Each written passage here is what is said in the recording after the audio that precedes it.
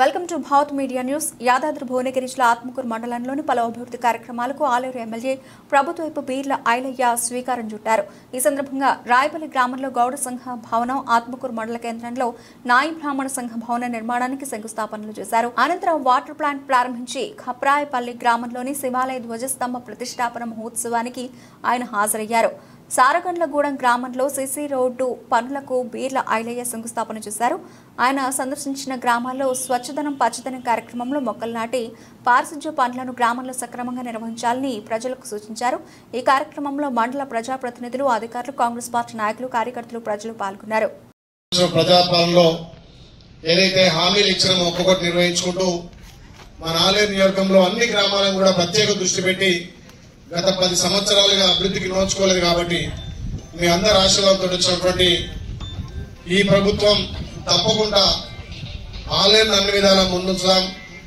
ప్రభుత్వ పరంగా కూడా రైతన్నలకు పెద్దపీట వేసినటువంటి ప్రభుత్వం ఈ బడ్జెట్ లో రైతాంగానికి 73,000 కోట్లు కేటాయించినటువంటి మన ప్రభుత్వం మొన్ననే మీ అందరికి కూడా 2 విడతలుగా రైతు రుణమాఫీ చేసినటువంటి ప్రభుత్వం రేపు ఆగస్టు 15న ఉన్నటువంటి 2 లక్షల వరకు కూడా ప్రతి రైతన్నకు రుణమాఫీ అవుతుంది. ఇంకెవరైనా చిన్న చిన్న సాంకేతిక లోపాల వల్ల కానీ ఉన్నా కాకపోతే అక్కడ బ్యాంక్ లో స్పెషల్ ఆఫీసర్ ఉంటారు, అక్కడ వాళ్ళ ద్వారా అందరికి కూడా మాఫీగా చర్యలు తీసుకుందాం. అందులో భాగంగా ఇక్కడ నాగేష్ గారి గ్రామ పెద్దలు కూడా నిధులు లేకుండా నా సొంత నుంచి ఫస్ట్ గా తర్వాత ప్రభుత్వం తీసుకుంటా అని చెప్పి ఇక్కడ సుమారు 4 లక్షలతోటి అదేవిధంగా ప్లాంట్ తో పాటు ఏటీఎం మిషన్ కూడా ఇవ్వడం జరిగింది.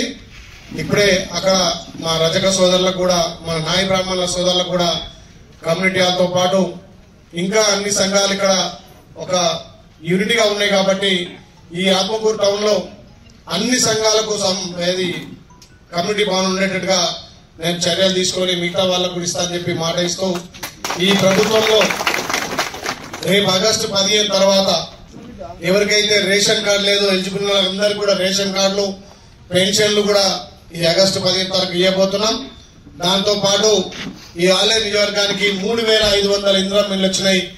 ఈ ఆత్మకూరు టౌన్ లో కూడా ఎంతమంది అయితే మొదటగా ఎలిజిబుల్ ఉన్నారో, నిరుపేదలు ఉన్నారో పార్టీలకు అతీతంగా కూడా ఇందిరా మిల్లు కూడా ఇద్దామని తెలియజేస్తూ ఈ గ్రామంలో నిజంగా ఒక యూనిటీగా ఎలక్షన్లప్పుడే పార్టీలు ఉంటాయి, ఎలక్షన్ల తర్వాత అందరు కలిసి కూడా గ్రామాన్ని అభివృద్ధి చేసుకోవాలని చెప్పి ఏకతాటి మీద ఉంటారు. నేను గెలిచిన 7 మాసాలనే ఇప్పటికి సుమారు 50 లక్షల పైన పెట్టాం.